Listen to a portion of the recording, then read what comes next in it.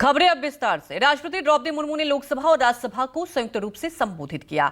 50 minute के अपने अभिभाषण में राष्ट्रपति ने मोदी सरकार के 10 साल की उपलब्धियां गिनाई तो अगले 5 साल का रोड मैप भी बता दिया। हालांकि राष्ट्रपति ने जब इमरजेंसी का जिक्र किया तो विपक्ष ने हंगामा किया। राष्ट्रपति ने जब पेपर लीक पर सख्ती की बात कही तो विपक्ष ने नीट नीट का नारा लगाया। पूर्वोत्तर के जिक्र के वक्त भी विपक्ष ने मणिपुर के हिंसा पर सरकार को आईना दिखा दिया। हाल ही में कुछ परीक्षाओं में हुई पेपर लीक की घटनाओं की निष्पक्ष जांच और दोषियों को कड़ी से कड़ी सजा दिलवाने के लिए मेरी सरकार प्रतिबद्ध है।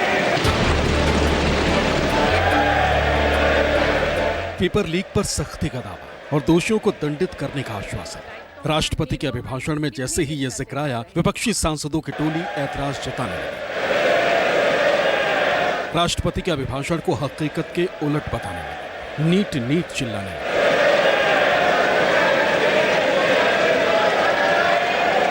कांग्रेसियों ने संसद के साथ सड़क पर भी मोर्चा खोल दिया। यूथ कांग्रेस का कारवां जंतर मंतर से संसद की तरफ कूच कर गया।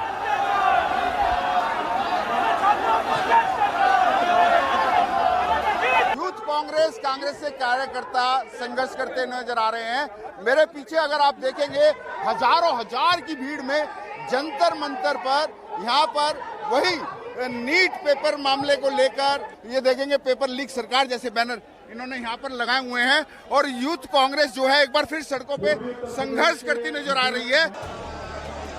यूथ कांग्रेस का इरादा संसद पहुंचने का था, लेकिन पुलिस का पहरा बेहद सख्त था। सड़क पर जगह जगह बैरिकेड लगे थे। जोश में कांग्रेसी बैरिकेड पर चढ़ गए, संसद जाने के जिद पर अड़ गए। पुलिस ने भी लाठीचार्ज कर दिया, कांग्रेसियों की टोली को छितरा दिया। यूथ कांग्रेस कार्यकर्ताओं पर पुलिस के लाठीचार्ज ने संगठन के मुखिया को गुस्से से भर दिया।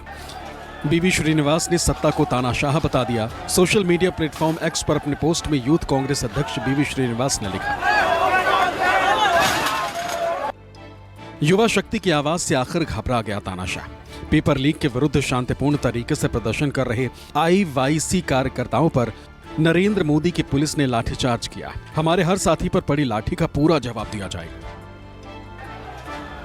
यूथ कांग्रेस से इतर कांग्रेसियों की छात्र इकाई NSUI भी एक्शन में आई। NSUI की टोली नीट परीक्षा आयोजित कराने वाली एजेंसी NTA के दफ्तर पहुंच गई। अधिकारियों से लेकर शिक्षा मंत्री और प्रधानमंत्री तक को कोसने लगी, लेकिन पुलिस ने इन सभी को गिरफ्तार कर लिया। नीट परीक्षा में धांधली को लेकर सरकार के रुख से नाराज JNU के छात्रों ने भी अनिश्चितकालीन हड़ताल शुरू कर दी। गीत संगीत में घुले प्रतिरोध के सुर से सत्ता की सियासत को आईना दिखाने लगे।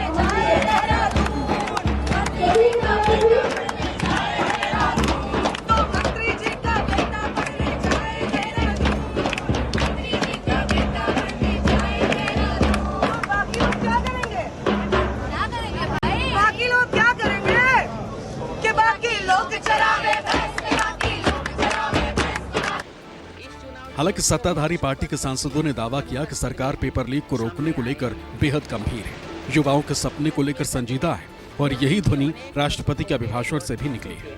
लेकिन विपक्ष ने आरोप लगाया कि सरकार युवाओं के भविष्य से खिलवाड़ कर रही है और राष्ट्रपति का अभिभाषण सच्चाई के ठीक उलट है।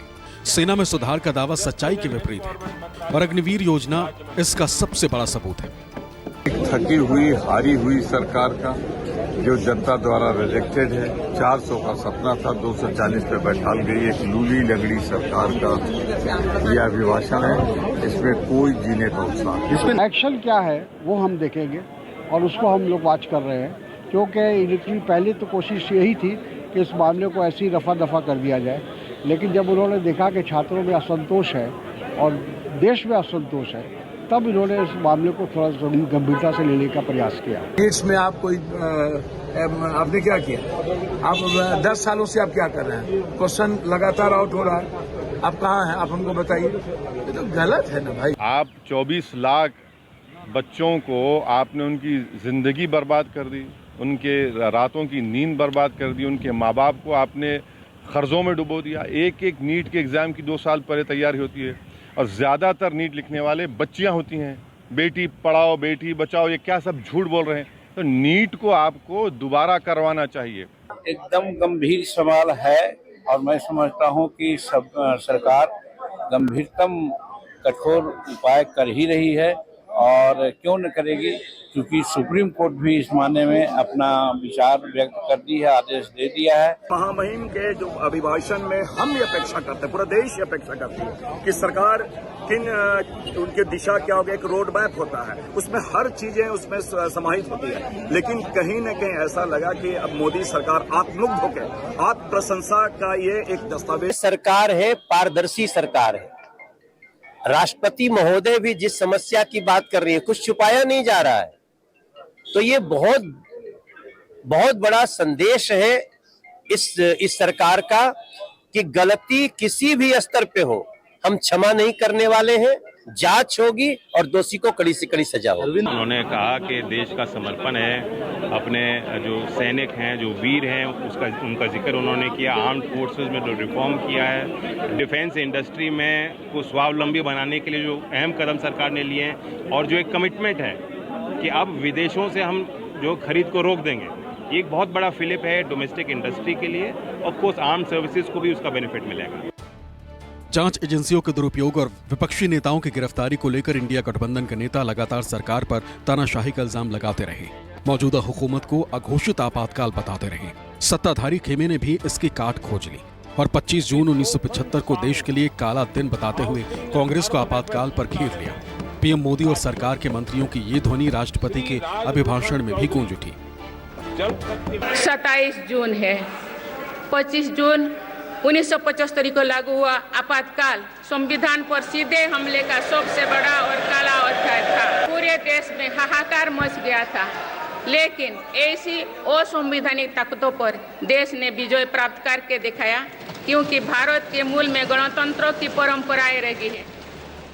जैसे ही राष्ट्रपति ने आपातकाल का जिक्र किया, संसद में बैठी विपक्षी सांसदों की टोली गुस्से में आ गई। राष्ट्रपति के अभिभाषण के दौरान शोर मचाने लगी। संसद के बाहर भी विपक्ष का गुस्सा कम नहीं हुआ। इंडिया गठबंधन के नेताओं ने आरोप लगाया कि सरकार गड़े मुर्दे उखाड़ रही, देश की समस्याओं से लोगों का ध्यान भटका रही, राष्ट्रपति से बीजेपी के एजेंडा पढ़वा रही। लेकिन सत्ता पक्ष ने पूछा कि अगर आपातकाल बुरा था तो क्या उसे बुरा न कहा जाए। आपातकाल जो मोदी जी ने आज लगा रखा उसका जिक्र होना चाहिए। जो मोदी जी का अघोषित आपातकाल है वो तो संविधान के तहत। आप इमरजेंसी का जिक्र कर रहे हो, अघोषित इमरजेंसी की बात नहीं कर रहे हो। अरविंद केजरीवाल लो, 5 न्यायाधीश के मुद्दे उठा लो, अन्य भी कोई मुद्दे उठा लो। आप कई चुनी हुई सरकार को आपने हटा दी, मणिपुर के मुद्दे उठा लो। सभी विपक्ष के घर में ईडी सीबीआई, 50 साल के बाद की बात को आप लाओगे। ये और चेयर के द्वारा आपका पार्टी एजेंडा हो सकता है।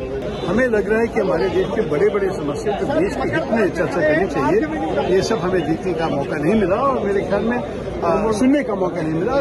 मेरे ख्याल में ये सब हमारे विपक्ष की पार्टी ऐसे विषय के उठाएंगे। जो कांग्रेस वाले लोग संविधान की पट्टी लेकर के वो इलेक्शन में और इवन पार्लियामेंट में ये कह रहे थे कि एनडीए सरकार है, उस संविधान की धज्जियां उड़ा रहा है, तो वही शोर मचावे शोर। जब बात 50 साल पहले की हो रही है तो उससे 40-45 साल और पहले क्यों नहीं जाया जा सके। 42 की बात क्यों नहीं होनी चाहिए, 29 की बात क्यों नहीं होनी चाहिए। आज़ादी के लड़ाई में अंग्रेजों के साथ मिलकर आंदोलनकारियों को चलने वाले लोकतंत्र की बात करें, संविधान की बात करें, ये मजाक लगता है। बार बार इमरजेंसी का जिक्र इसलिए करता है कि संविधान बचाने के राहुल गांधी जी ने और पूरे इंडिया गठबंधन ने एक मुहिम छेड़ रखा है। तो चोर के दाढ़ी में तिनका, मैं कहता हूँ भारतीय जनता पार्टी की सरकार में चोर की दाढ़ी में तिनका वाली बात आ रही है, इसलिए कि वो जानते हैं संवैधानिक प्रावधानों का उल्लंघन करेंगे, संसदीय परंपराओं का उल्लंघन करेंगे। इसलिए लगातार कहीं न कहीं वो एक इमरजेंसी का जिक्र करके वो स्वयं को बचाने का प्रयास मान रहे हैं। संविधान की बात करें तो संविधान पर जिस दिन सबसे ज्यादा चोट पहुंची है उसको क्यों भूलना चाहते हैं? क्योंकि वो जो भ्रमित करना चाहते हैं देश की जनता को, वो भ्रम टूट जाता है जब आपातकाल की याद दिलाई जाती है। और आपातकाल की बात इसलिए हो रही है कि आज हम 27 जून को है, 25 जून को उसकी आपातकाल की बरसी थी और हम लोगों ने कल ओम बिरला जी ने भी पद का शपथ लेते हुए स्पीकर महोदय ने कहा, और अगर इस दौरान नहीं याद करेंगे तो कब याद करेंगे? 18वीं लोकसभा के पहले संसद सत्र के चौथे दिन राष्ट्रपति द्रौपदी मुर्मू ने अपने 50 मिनट के अभिभाषण में कई मुद्दों पर बात की। अर्थव्यवस्था के रफ्तार के साथ ही पूर्वोत्तर के विकास का भी जिक्र किया। लेकिन विपक्षी दलों ने सवाल उठाया कि अगर राष्ट्रपति ने पूर्वोत्तर की बात की तो फिर मणिपुर की हिंसा पर क्यों नहीं बोली। इकोनॉमी पर बात हुई लेकिन किसानों के MSP पर बात क्यों नहीं हुई। Bureau report, news 24।